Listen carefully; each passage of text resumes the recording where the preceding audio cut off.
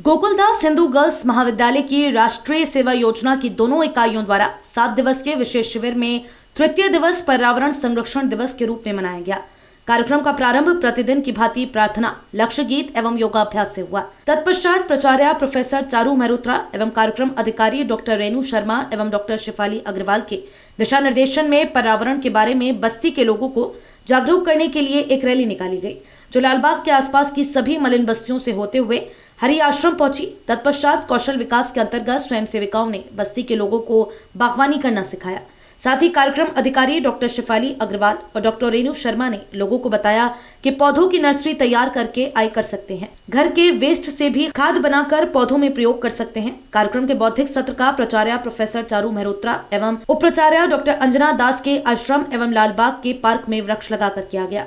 तत्पश्चात स्वयं सेविका एवं बस्ती के लोगों में कार्तिकेय संस्था द्वारा भाषण प्रतियोगिता का आयोजन किया गया। प्रथम, द्वितीय एवं तृतीय क्रमशः सभी विजयी प्रतिभागियों को कार्तिकेय संस्था की ओर से ट्रॉफी वितरित की गई। तत्पश्चात कार्तिकेय संस्था के सचिव पंकज दर्पण ने विजयी स्वयं सेविकाओं को शुभकामनाएं दी और स्वयं सेविकाओं को पर्यावरण को सुरक्षित रखने की अपील भी की। कार्यक्रम को आगे बढ़ाते हुए प्राचार्य प्रोफेसर चारू मेहरोत्रा ने स्वयं सेविकाओं के कार्यों की सराहना की और बस्ती के लोगों एवं स्वयं सेविकाओं को संबोधित करते हुए कहा कि जैसे जैसे हमारे देश में तकनीकी विकास हो रहा है, वैसे वैसे पर्यावरण में कई तरह के परिवर्तन देखने को मिल रहे हैं।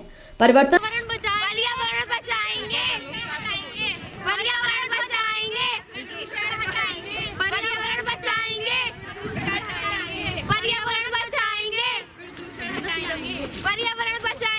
प्रदूषण हटाएंगे, पर्यावरण बचाएंगे, प्रदूषण हटाएंगे, पर्यावरण बचाएंगे, प्रदूषण हटाएंगे, पर्यावरण बचाएंगे, प्रदूषण हटाएंगे, पर्यावरण बचाएंगे,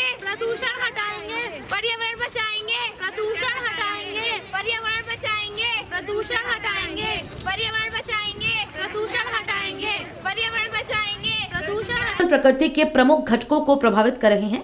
ये दुष्प्रभाव इतने तेज हैं कि पृथ्वी के सभी जीवों के अस्तित्व पर खतरा मंडराने लगा है।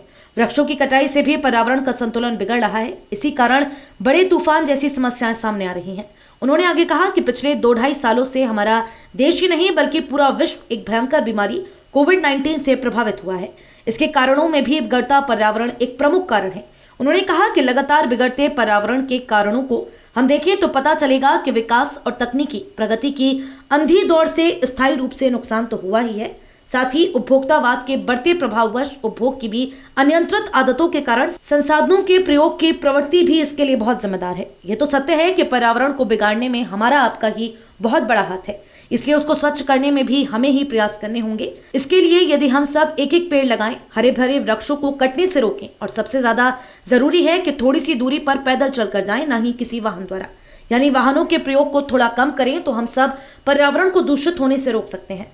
कार्यक्रम में आगे महाविद्यालय की उप प्राचार्य डॉक्टर अंजना दास ने स्वयं सेविकाओं को शुभकामनाएं देते हुए कहा कि पर्यावरण को सुधारने में युवा पीढ़ी का सहयोग ही पूर्ण सफलता दिलवा सकता है और आप सबको इस मिशन में पूर्ण सहयोग करना चाहिए। कार्यक्रम के तृतीय सत्र में छात्राओं द्वारा नुक्कड़ नाटक प्रस्तुत किए गए। कार्यक्रम का संचालन कार्यक्रम अधिकारी डॉक्टर रेणु शर्मा एवं डॉक्टर शिफाली अग्रवाल ने किया। शिविर में सभी स्वयं सेवकों ने पर्यावरण जागरूकता को बढ़ाने में अपना पूर्ण सहयोग दिया। हमारा ये 7 दिवसीय विशेष शिविर है जो 1 तारीख से शुरू हुआ था। आज इसका तीसरा दिन है जो हम पर्यावरण बचाओ के रूप में बना रहे हैं, पर्यावरण दिवस के रूप में। तो आज हमारी जो बच्चियां हैं वो टोलियों में सुबह गई थी लोगों के घर और उन्हें बताया था कि हम अपने पर्यावरण को बचाने के लिए क्या क्या कर सकते हैं। उसके बाद रैली है, फिर तीसरे में बौद्धिक सेशन में आज हमारे यहाँ आ रहे हैं कार्तिकेय संस्था के सचिव डॉक्टर पंकज दर्पण। वो हमारी बच्चियों के साथ एक भाषण प्रतियोगिता आयोजित करेंगे और उसमें उनके प्राइजेज उन्हें दिए जाएंगे, जो भी बच्चे विनर रहेंगे हमारे। क्या उद्देश्य रहता है मैडम ऐसे कैंपों का, क्या मानते हैं?